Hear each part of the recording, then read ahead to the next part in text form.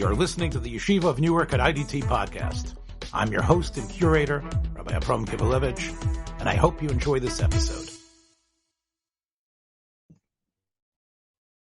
Clear the aisles, the Projectionist Has Semicha. Hi, I'm here with Yisroel Kolakowski, and we don't know when you're going to be listening to this, but we're recording this during the Roshei Yeshiva, the days of repentance. And it's a time that Jews throughout the world are involved in contemplation and thinking about how they can better their lives, and also thinking about how kind of a mess they made of their lives as well.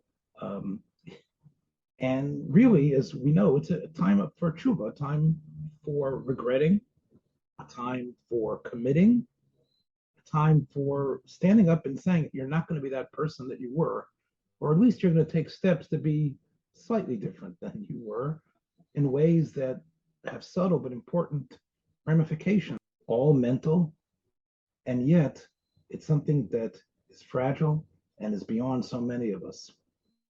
And I think really in this regard, I really would like to present to you really the story of one film, a film that I informed Yitzchak about, and he just viewed it, and I saw it last week. And I said, this is a film that can be seen, not as a Jewish film, but I think touching very deeply about how one can change, how one can have God in their lives, how one can do a real tshuva. It might not be the Rambam's definition of tshuva or Benionis, but I would say that a lot of disenfranchised and regular people, and people that are put together well, can see this film and really ask themselves questions about themselves and be entertained. I like this film. And the film I'm talking about, and we'll talk about it together, is The Next Voice You Hear. It's from 1950. The only thing that is prestigious when I'm going to tell you about the film, well, there's 2.5 things prestigious, and one wasn't prestigious at the time. One thing that was prestigious about it was that it was directed by William Wellman, who had been directing films from the Simon era on, a number of wonderful classics. And the producer was someone who was wielding a lot of power at the time. It was very well known, Dory Sherry. That was the producer. And as we know from the book that he wrote about this film, of the making of this film, we know that he was more than just, okay, this is a project that I got. He was involved in this film from, as we say in Hebrew, from Aleph to Tov. In fact, he wrote a book about this film, at the making of this film, that's available free for anybody who's interested in it. And again, the film from 1950 is The Next Voice You Hear. It's a black and white film. And I said, those are the two prestigious things. This very important producer, Dory Sherry, and William Wellman, who of course had directed the original Star is Born, and really had been involved in was the first, I think, one of the first directors to win an Oscar, because he was the director of Wings, which I think was the first year the Oscar was. The half prestigious thing was the female lead in this film. And at the time, she was really a bit player, very, very much a bit player. This might have, I don't know how many films she made before this, but she hadn't been in many. She wasn't exactly a looker, and she didn't really fit in. I mean, again, she was sort of like a Miss Plain Jane, every girl type of person. And this was Nancy Davis, who later, became a lot larger than just a movie star. She was the first lady in the United States for 8 years. And we know Yitzchak, I'm not sure if you remember, she wielded a lot of power in that White House. And Nancy Davis wields a lot of power in this film as well. And she plays a very central part. It's a film that Dory Sherry had been working on as a way to really bring a religious message to a mass audience in a way that was entertaining and thoughtful, and would have people talking about after they left the film. Not in the religious message like Ben-Hur, which is basically a message about the greatness of Christianity. It's I feel so guilty watching Ben-Hur. because it really is so pointed towards a Christian viewpoint, and how Jews, a lot of Jews are involved in making it, but how Jews should be involved in, in the glory of what Christianity brought to the world. This film, it clearly has a Christian perspective, and it ends with a quote from the Gospel of John. But it begins, interestingly, with a quote from Shmuel, from Sefer Shmuel, about how it was a time when the word of God was not known, when prophets didn't arise. And the film is about a typical. I mean, the Hebrew is yakar. It was expensive. It was valuable. It was rare. It was rare. Rare commodity. Yes. There weren't Nevi'im everywhere, and this film takes place in what later, in Spielberg's world and other worlds, became typical America. It's interesting because in the 1950s, Los Angeles was coming into its own, but maybe it's because of production costs that Sherry wanted to keep down. He filmed in Los Angeles, like in the heart of the city, which today would have been a suburb of LA, made in 1942, called Joe Smith American, which also had, I don't think Whitmore was in it, and that's of course the main character of this film, of course, is James Whitmore, who plays Joe Smith. His wife, as I mentioned before, Nancy Reagan, she wasn't, I don't know if she was Reagan yet, but Nancy Davis, and they have one son. The son is actually played by a very amazingly competent boy called Gary Gray. I don't know how many films Gary made, but Yitzchak was saying that he was really impressed by his acting here, and he really wasn't an over cute moppet. He really was seemingly a 12-year-old boy. At least that's what it seemed to me. And interestingly enough, they are expecting their second child. So here we have this nuclear family, as it came to be known, and the husband, played by James Whitmore, works in an aircraft company, an aviation company that produces airplanes. Now, of course, this was an industry that was booming during World War II, and perhaps as World War II was over, perhaps it was somewhat in decline, or maybe there was even a greater need to try to still outpace what had been done. But he works in an aircraft factory, and he's frustrated in his job. He has a number of friends that he goes bowling with, perhaps plays poker with, but he's someone who's frustrated that he's not getting ahead. Part of the reason he's frustrated is because he has another child on the way. And the film, although I don't know if it uses the word pregnant or not, but it's clear that she is, they're expecting another child. That's very obvious in the very beginning. And it really hovers over the whole film, the fact that there's going to be the birth of another child soon. And that way, again, it sort of like portends somewhat of a Christian message. But all of that is giving Joe, played by James Whitmore, quite a bit of angst. And he takes it out in many small ways. On one hand, he's a loving father. He cares about his son. He cares about his wife. They are amorous even with each other up to a point. But he's frustrated. Frustrated at his job. He hates his boss. The son is picking up, and had the movie been made 20 years later, there would have been curse words that the boy would have said because he picked it up from his father.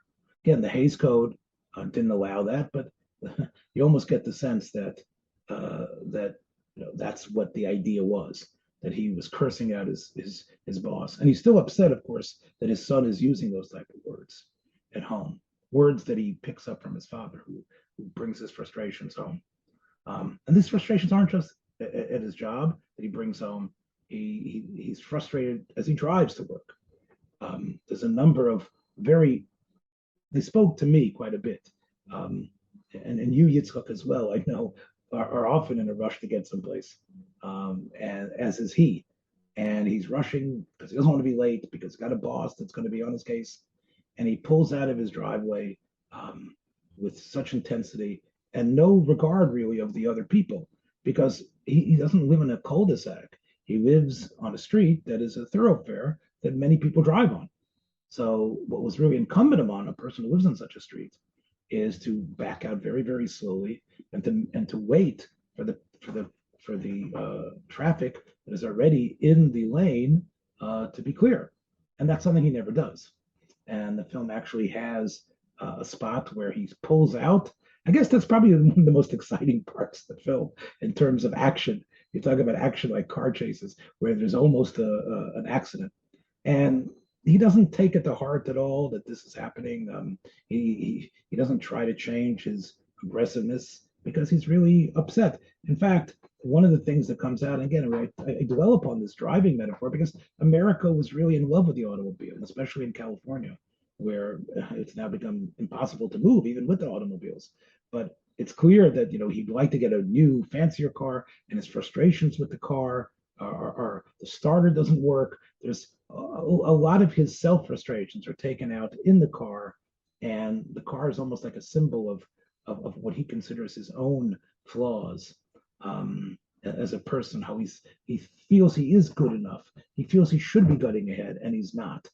And and because of that, he bristles at that. It bothers him, and he tells his friends at work how it bothers him that his son has to be so industrious today, is to get up early of industriousness, but also a sign that you came from a family that was not well off, a family that the kids had to work. And this is also something, although he doesn't live in a hovel, he lives in a house that's pretty similar to the ones around him. He's clearly frustrated about his life, this American average Joe. And then something happens. The family gets together on I think it was a Tuesday night. I think it was the first night that it happened. And Yitzchak, you brought this up before we started recording, that for so many people who will watch this film, it will seem so strange that there wasn't a television. 4 or 5 years later, there would be explosion of televisions. I think you'd have 40% of American homes or 50% of American homes would have televisions within 4 or 5 years, which is an incredible number of how popular television was. But at this time, in 1950, although there were the Dumont network and other networks that now are just part of the curiosity of what television was, were really just startups. Some of them in LA, some of them in New York, but throughout the world, radio was still king, and radio programs were something that the family listened to. Anyway, the conceit of the show, the movie is, and I should get to it already, I shouldn't bury the lead, is that on one Tuesday night, 8:30 Pacific time, and you can translate that to what would be 11:30 in the East Coast. Throughout the world at the same time, the radio voice that came on, and it was the voice that gave people a certain sense of calm, a certain sense of something is happening. And the voice was clearly a male voice, and the male voice says, "This is God talking, and I want you to know that I want to connect to you, and I want you to know that I'm here." Throughout the whole movie, you never hear the voice. Right.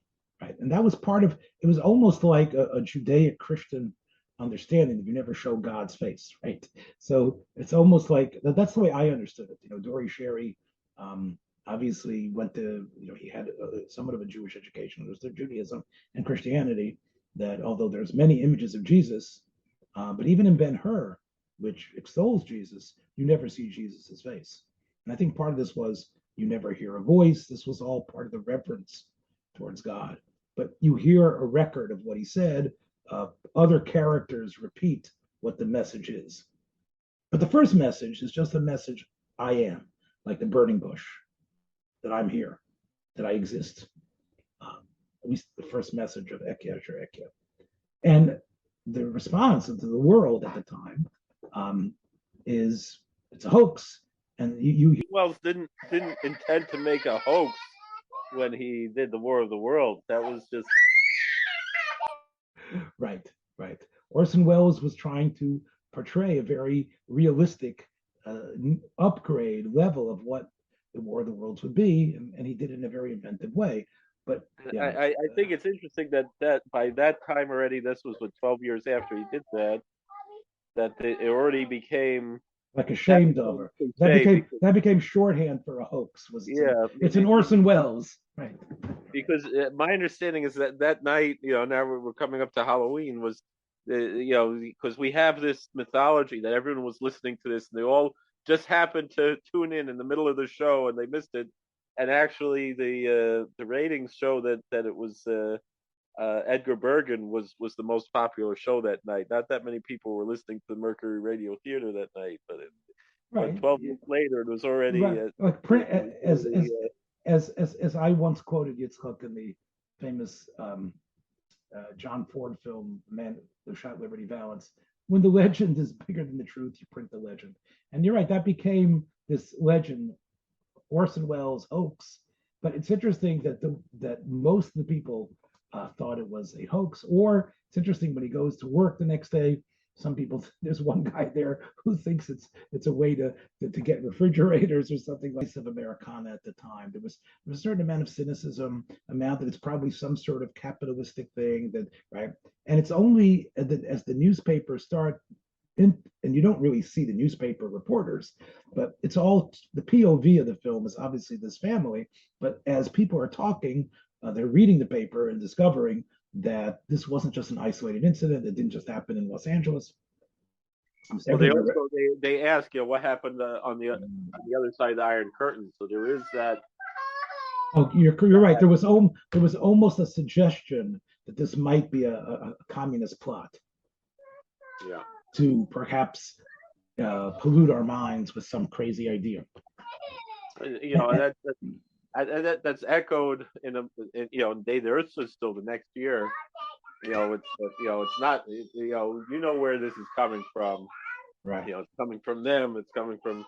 Right. And that was again. So it's either a cynicism, but to accept that somehow God should take over, the airwaves and communicate to humanity with the means that humans had created. Humans had created a means that could be used to have a worldwide message, the radio.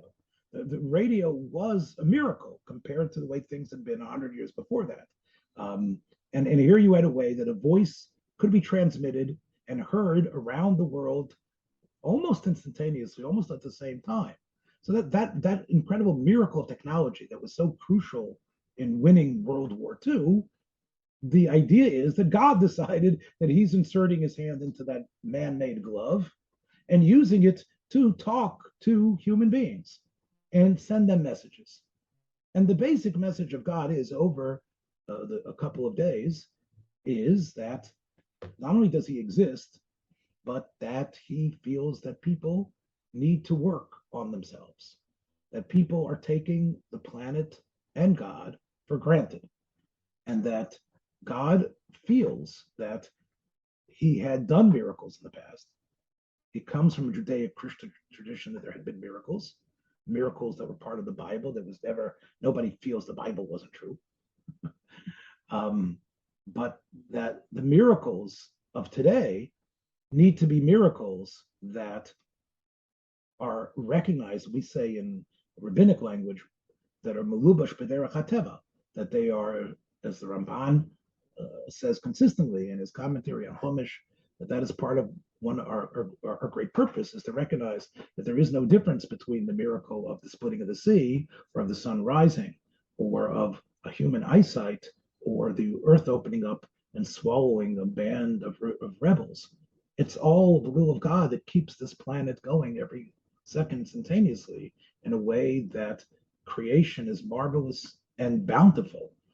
Despite the fact, again, you realize the film was made and it's set in the present day.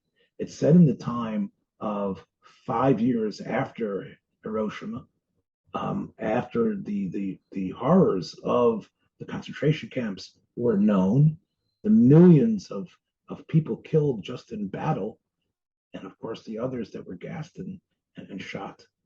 And God's message is the world is a world of beauty and goodness.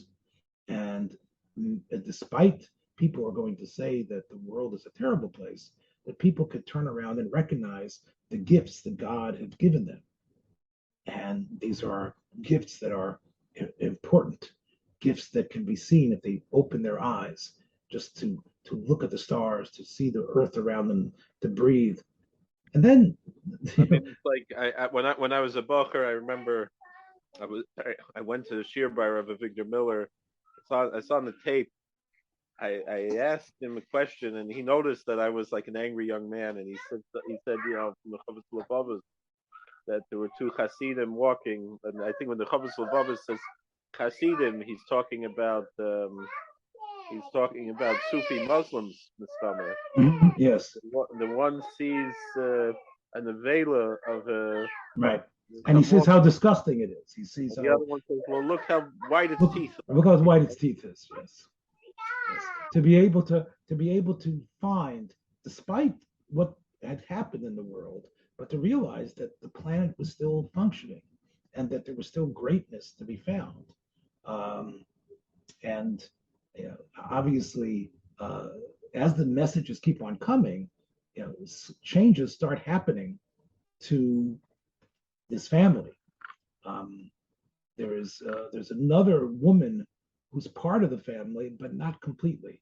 I think Mary's mother died in childbirth, and this is something that Aunt Ethel knows about, and it's part of the reason, as Mary is pregnant, she's worried that how she buried her sister and her mother. I think there's been a number of women in that family that have died, and Ethel is sort of like the symbol, I believe, of a woman whose sense of God is a vengeful God who will bring death to the world, and that the way one protects himself is by closing themselves off and being sort of a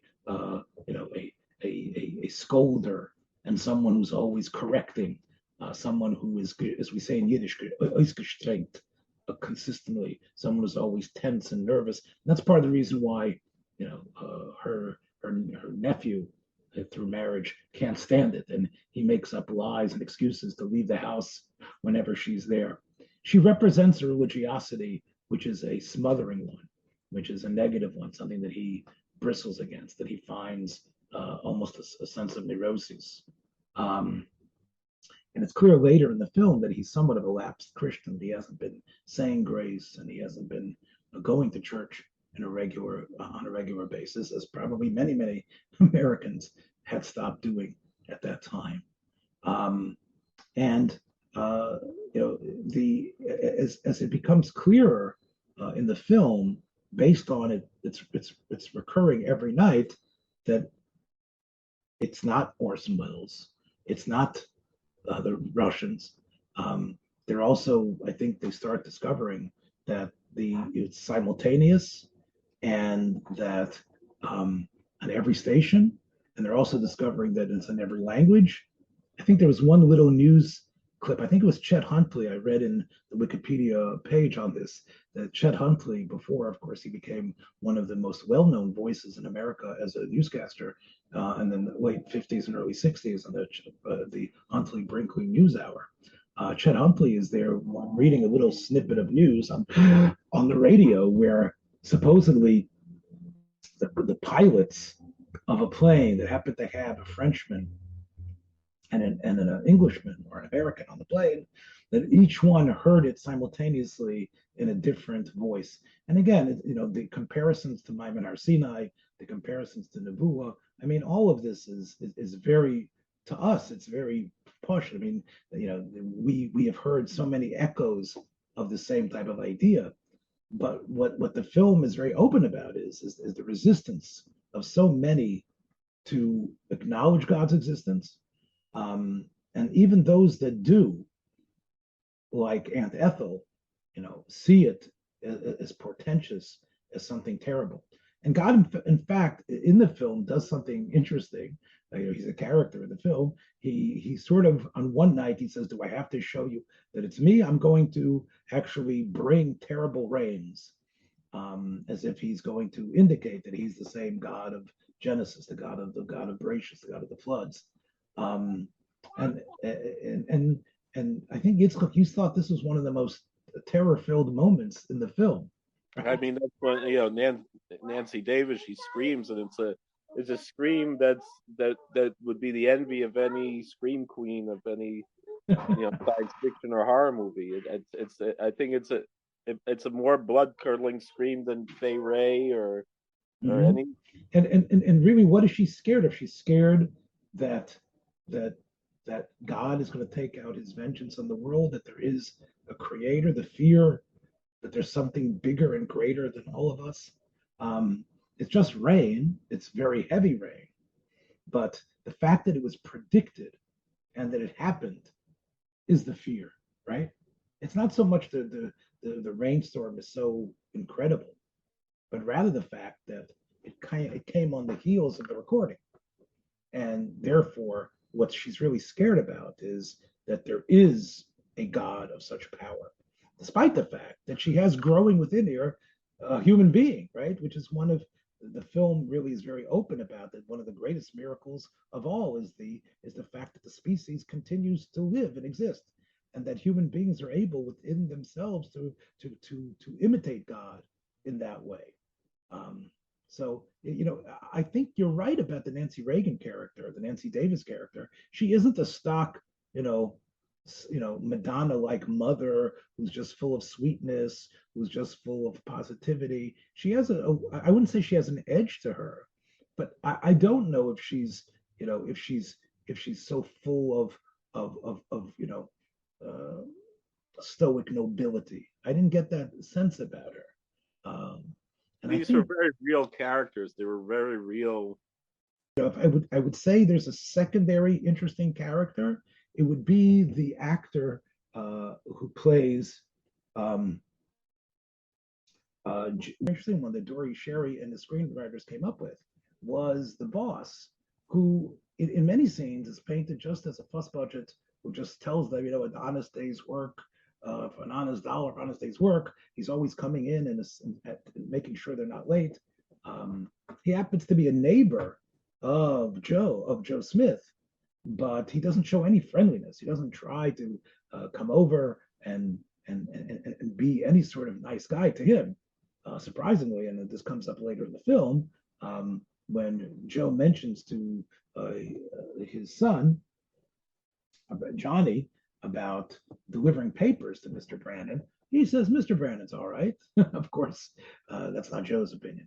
And Mr. Brandon, indeed, seems to be someone who can't stand the fact that everybody's talking about what's going on with the God from the Bible talking.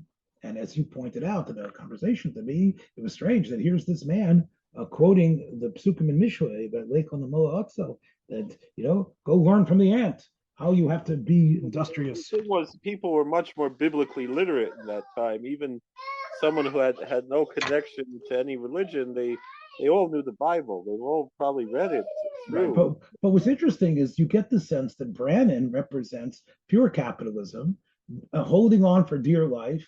And it's interesting, of course, that this goes back to what we talked about 2 weeks ago in the Rod Serling film, Patterns, that Joe wants his job. Joe wants Brandon's job, and he has no Rahmanas on Brandon. In many ways, he wishes Brandon would die. He wishes Brandon would just be out of his way. Right?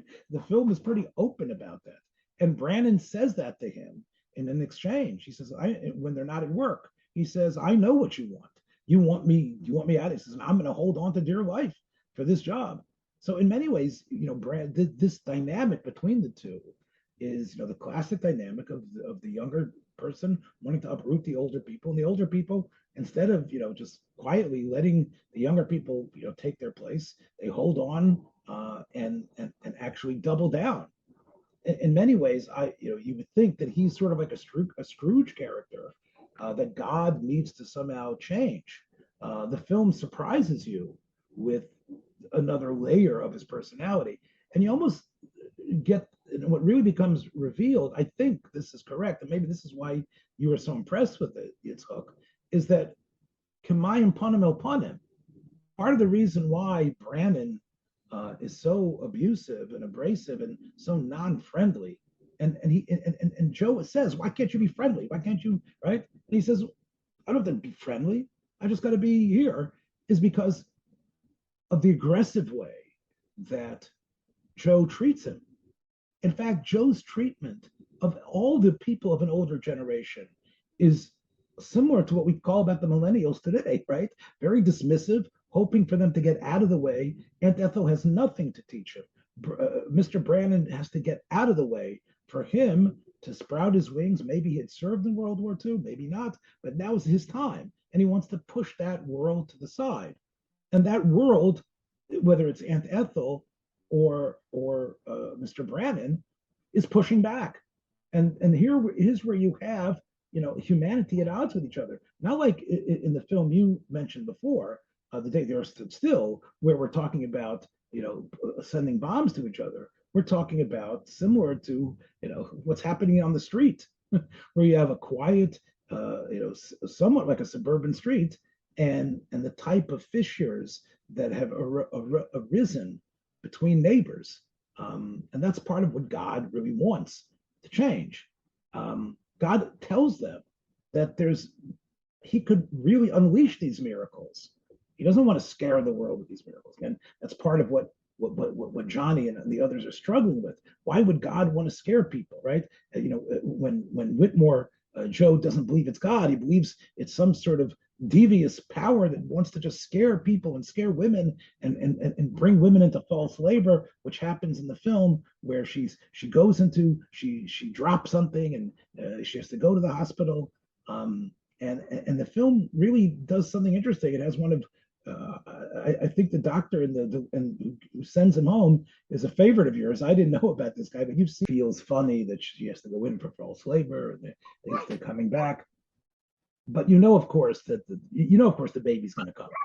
You realize the question is under what circumstances and what will happen. And as the days continue, the messages from God become the miracle is the miracles that you have. And here's something which I thought might be Christian, but I think Yisroel Salanter and others, I think, would sign off on it. That there can be the miracle of human interaction, where you don't expect it, where you can use the gift of the Ruach Memalala, the Spirit of God within us that can connect to others through speech, to be able to forge relationships, to be able to turn enemies into civil neighbors, the ability to make the world better through communication between each other, the ability that we have to change each other by degrees, by bettering a family dynamic. The movie does something which I've never seen any film do.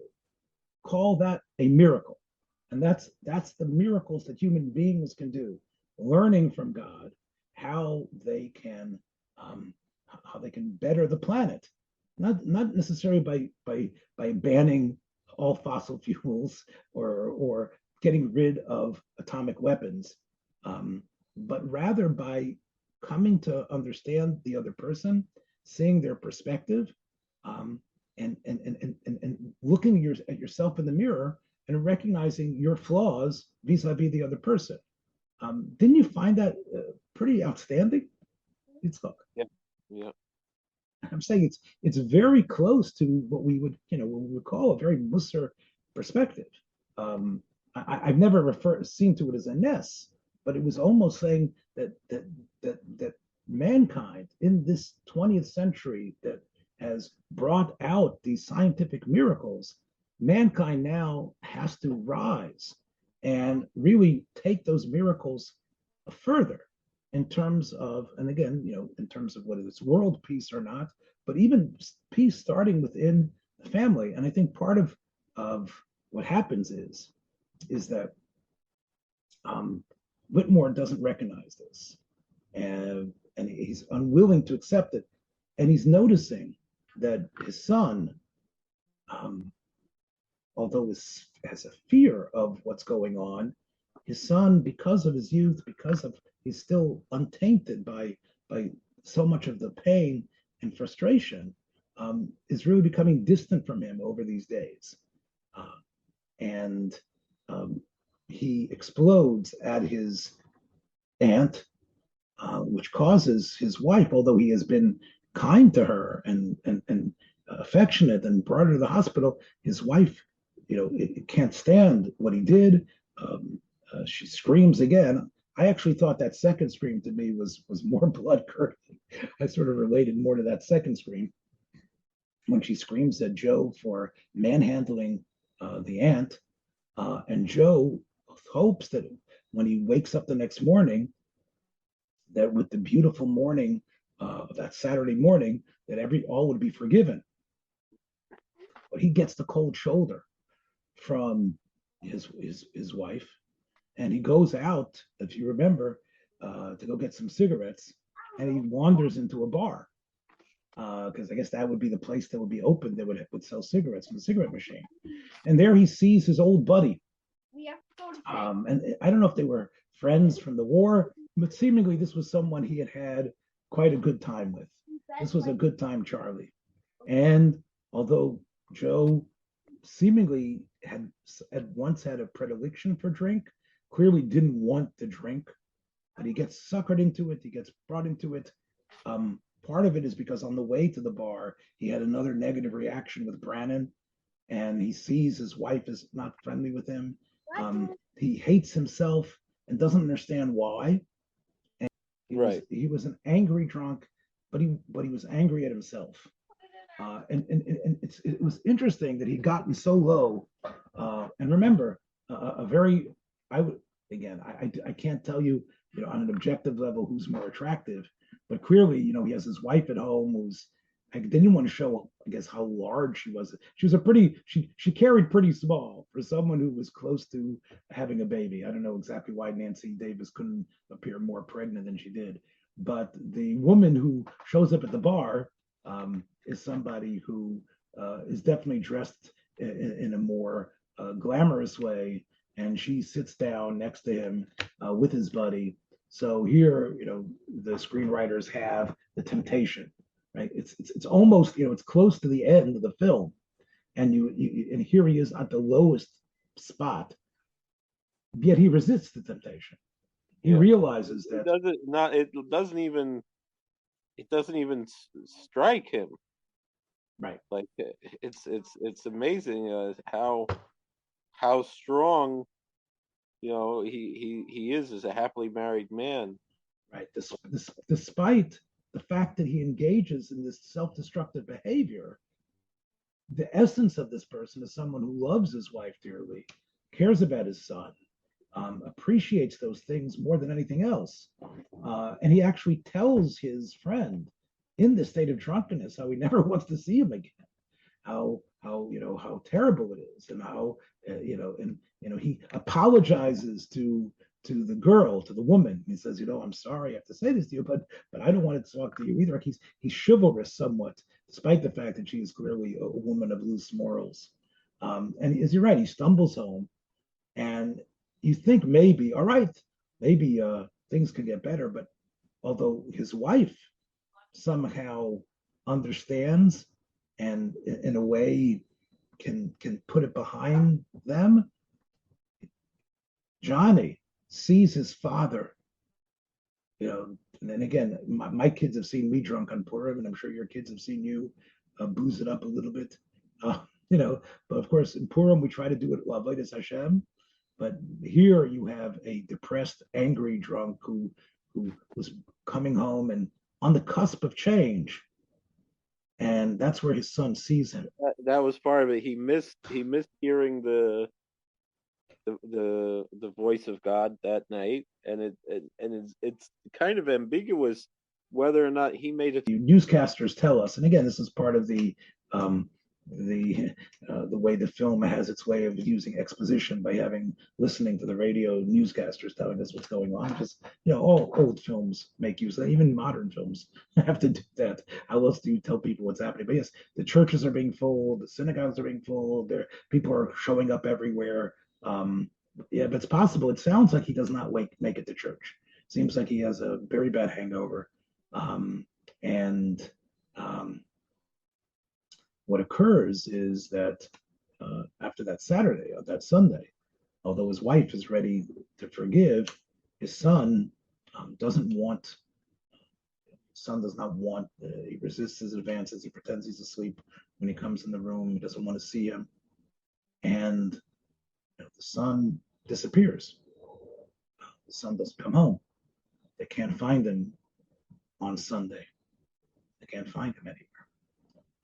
And this is, of course, where sort of like if there's somewhat of a twist, it turns out that after all these places, the place where he was is by the enemy.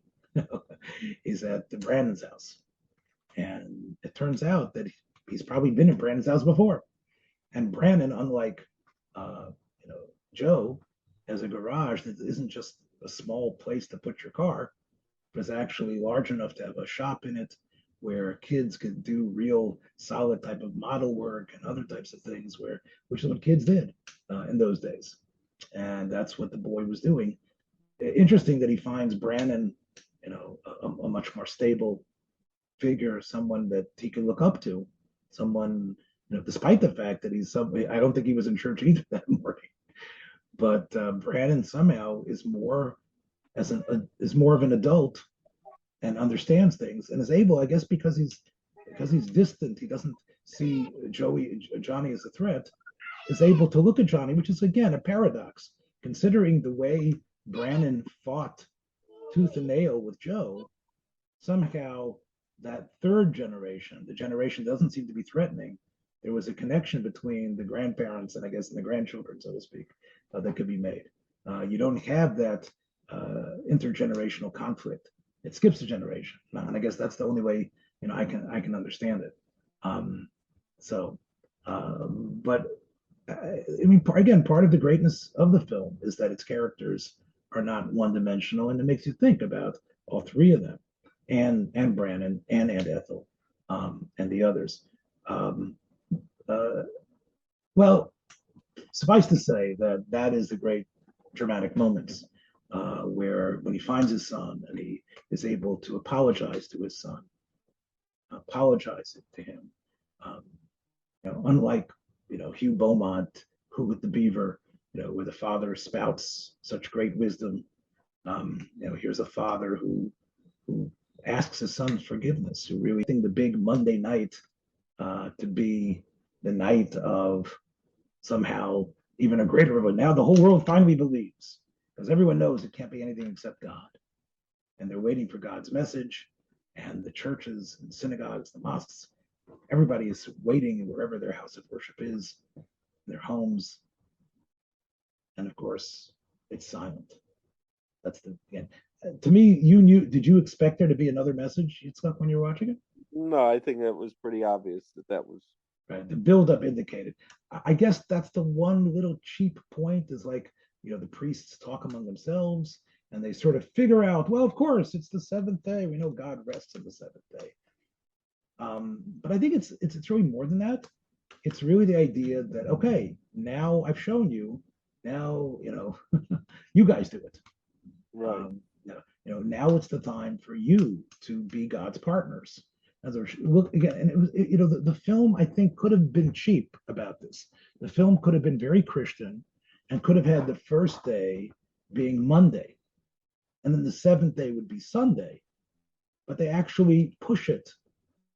They push it in a way that the seventh day is right. The first day is Tuesday, so the seventh day is Monday, and that's a very proud Jew till the end of his life, marrying a Jew, being buried as a Jew. Jewish seminary in Long Branch. Somebody who I think when you did some research on him today, you discovered he had been involved in a number of projects where Jews feature prominently, plays, the Zaidi and the Zulu, which and he was a playwright as well as a producer. He was person, and seemingly a person of very good character. And I think he as a Jew did not want to make a film.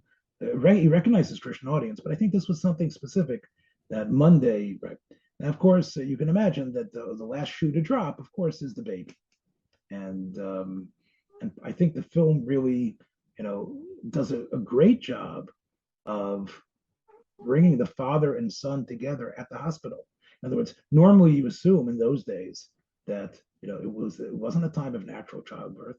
The fathers did spend their time in the waiting room, right, waiting for the babies to be born, for someone to come in and tell them what had happened, pacing up and down, right? getting out Which didn't happen in this film. He sort of was just like either sitting in tents or just wiped out. But here in the last scenes in the film, he's actually in the waiting room with his son, because his son is snuck into the car, and his son wants to be part of it. He doesn't fear childbirth anymore, as much as he's heard stories about the potential of death occurring in childbirth. And he loves his mother so much, but he wants to be there. And it's sort of an act of an adult, coming into somewhat of an adult responsibility, is they both wait together, giving each other support, waiting for the child to be born. And of course, it's a girl. So, you have the family, put together. And again, that is, again, you can't get cornier than that in terms of being the miracle of birth, the miracle of new life in the world. This is sort of like the code of this film. So before it turns on its head expectations of God, right? In other words, God isn't just this mean guy is going to get it, or he's going to change. He's not this guy you thought he was. Before we talk about Whitmore, I do also want to say Whitmore's aggressive driving, just to get back to that for a minute, gets him in trouble with the policeman. And I thought really, I don't know, if the scene was somewhat comic, you've got to admit, when he's giving him his tickets. I don't know how you enjoyed that or not. The tickets for reckless driving, the tickets for leaving the scene in a huff, and as he writes those tickets out to him, and the film doesn't mind showing you without any music, just like what a traffic stop is like, the frustrations of a traffic stop, and getting his registration out and showing it to the policeman writing it up, him taking the summons from the police and sticking it in his mouth, right? Because he's in a hurry still. He wants to go. He's not even going to put it in the glove compartment, right? He's going to stick it in his mouth, right? Right? Like, and to me, that's almost like an obscenity, right? I'll just stick it in my mouth, right? And then when he writes him another ticket, I guess for refusing, for another aggressive driving move, once again, he said, let's bring it on. Why don't we just go for the, and part of what the policeman tells him is that, I'm not your enemy, but you have to realize that if you don't control yourself, you're going to hurt someone. And the policeman is it's all about beating the cops. It's all about avoiding them. And the policeman, is really doing his job. He is trying. And again, they have to give out these punitive fines for people in order for the protection. And clearly, driving aggressively is a sign of acute selfishness. And that is something which surprises people when you tell them that how selfish you become. Of course, the film can't help but have that same policeman be the one who accompanies him twice to the hospital, I believe, right? The first, the false labor, right? He stops them on the way on the false labor too, remember? Look for a second, because I said he carried the film. The striking similarity to a younger Spencer Tracy is really something, right? It's almost like, Spence was getting a little bit long in the tooth, and here comes Whitmore really taking the same type of roles that Spencer Tracy would take. I don't know if Whitmore studied Spencer Tracy's mannerisms or not, but it was it's quite eerie, isn't it? Yeah. Here he was, because in them you didn't see Spencer Tracy, but in this you saw Spencer Tracy. Spencer Tracy was actually in a film called A Guy Named Joe, which is about an airman who dies, and his soul is still drifting around and stuff like that. But again, in the 40s, Tracy could still play an everyman. By 1950, Tracy because of his ill health, because of his drinking and other things, Tracy got old very, very quickly. And he already was playing like Bad Day and Bad Rock. He plays doesn't play just an everyman. He's already a person of older authority, and you're scared of him. So I think Hollywood was looking for someone who didn't have matinee looks, someone who you could relate to, and someone who could be believable as an everyman. I think Gary Cooper had too much nobility, too much stoic power. We talked, of course, about Cary Grant and others. Cary Grant is sort of like the ultra megawatt every guy. This is today we talk about Jimmy. You talk about Jimmy Stewart. He's in many ways he lacks Tracy's charisma, but I think that's perfect here. He doesn't have a Jimmy Stewart like sort of like likability. I mean, you don't really like this guy, do you? Right? I don't know. I didn't. Whitmore's character. You're not really supposed to relate to him in a way that you're rooting for him. I mean, you relate to him because he's normal. He's right. He's not Jimmy Stewart. Whether it's Jimmy Stewart being angry in his westerns that he was making at this time, he's almost like an early Homer Simpson or Al Bundy. Right. Right. The dysfunctional, real American father. Whitmore, let me start this again. James Whitmore had a wonderful theatrical career, which he took really across the world as a one-man show, as playing Will Rogers. Hal Holbrook, I guess, who's another sort of like actor, sort of that mold. Made a career out of playing Mark Twain. But Whitmore, again, I guess really became very much grew out of that Spencer Tracy mold, and took on things that were a little more challenging. And you wouldn't call him one of the great movie stars of Hollywood, but I think this was a film that probably couldn't have made it without him. I think he is the irreplaceable piece of this film. Before we close off tonight, let's talk about what film I think was spawned out of this film, and that I think is Oh God. Right? Oh God it's not a remake, but it has a lot of the same themes to it. Now I don't know. I know Chava loves the film, and here I think the film is one of the few films to star John Denver, who of course he also loves John Denver, so it's right. And of course, George Burns in that film represents God in human form, unlike this film, which refuses to do such things so sacrilegious. Written, of course, it's much more of a goofy movie. So help me, and yes, right. But it has a lot of the pretty. I think it was the Larry Gelbart, who I think wrote Oh God, pretty much stole a lot of Dory Sherry's ideas of this film, which is God, things that develop, people stop believing. I want people to know I'm there. I want people to be nicer to each other. Right? Do things to recognize. Right? It pretty much it's God in the same message. Right? But Oh God, although it's funny, putting God in the form of an old man who can do anything, and using John Denver as a person who will come to believe, and also talking about, similar like this film, a comment on mass media, which the film is.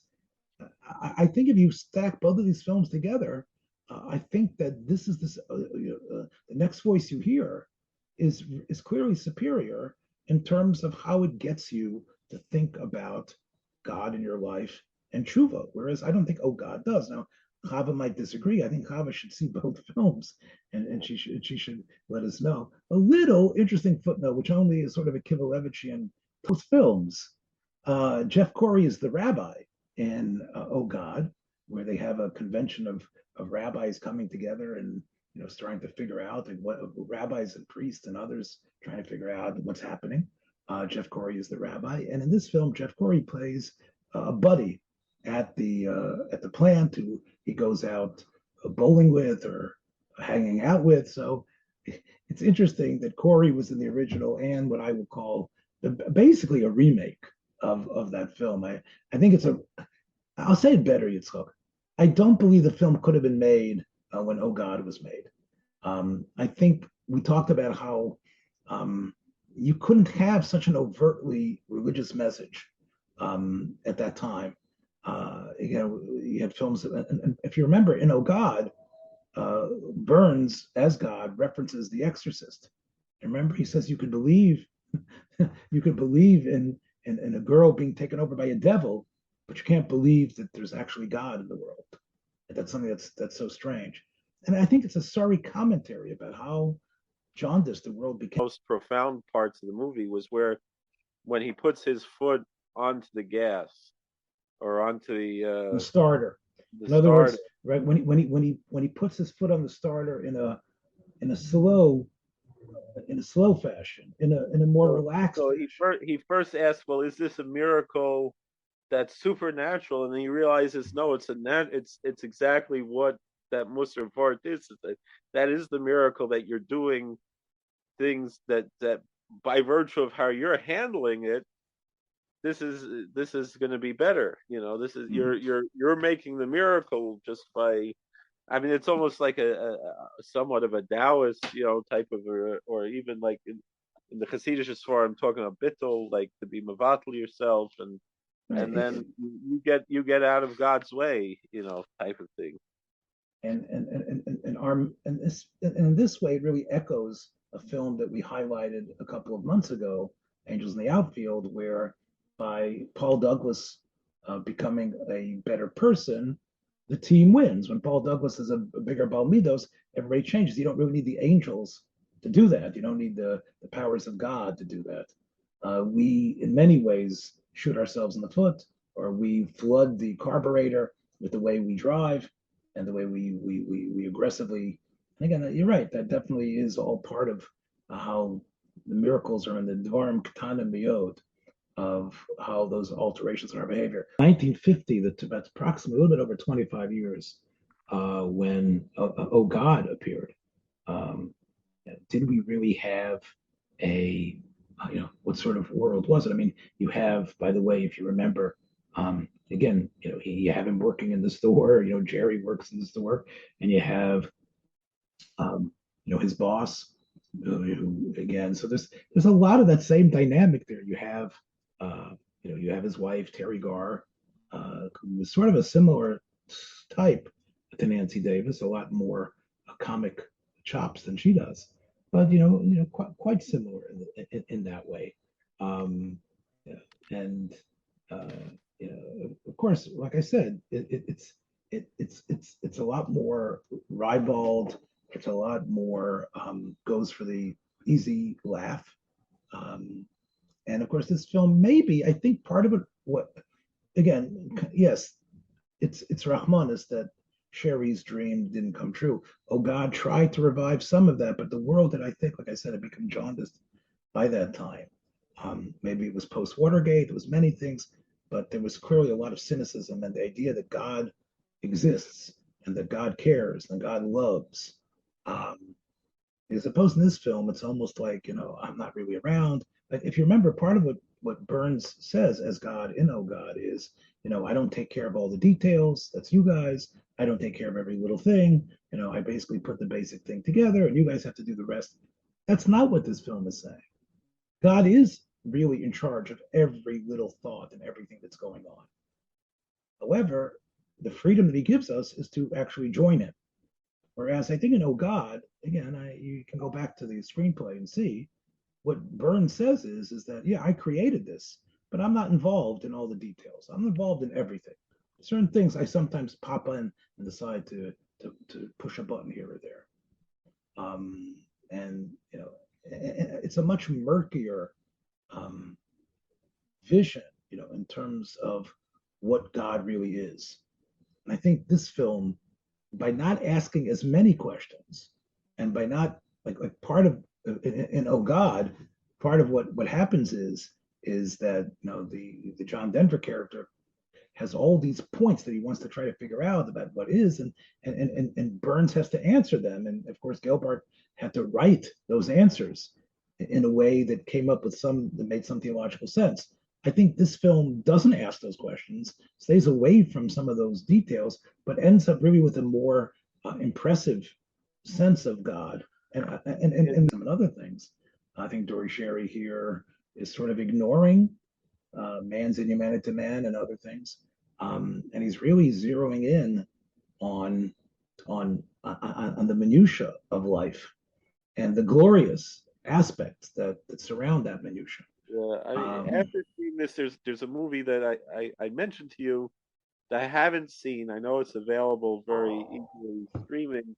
That has a very similar theme. It's called Red Planet Mars and it's not it's known as being not as good of a movie as this, but it's a very similar story where there is a voice coming on the television, and it's coming from Mars, but in the end it winds up that's the voice of God. I haven't seen it. I've heard of it.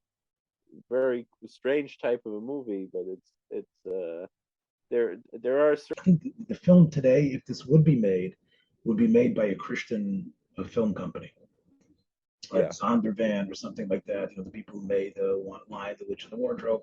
This film would be made totally and marketed for a Christian audience, and it's really telling that because of the touches that to take Jesus out of it, I think that makes it. I think it's palatable for people, even B'nai Torah, to see this film and to ask: is there more?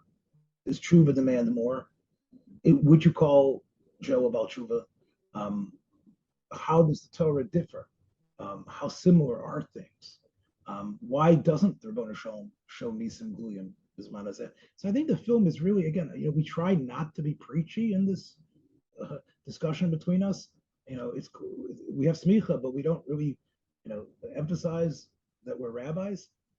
I think this film, again, I would hope that people who listen to our podcast will now use this to try to promote this film in areas where it could be taught.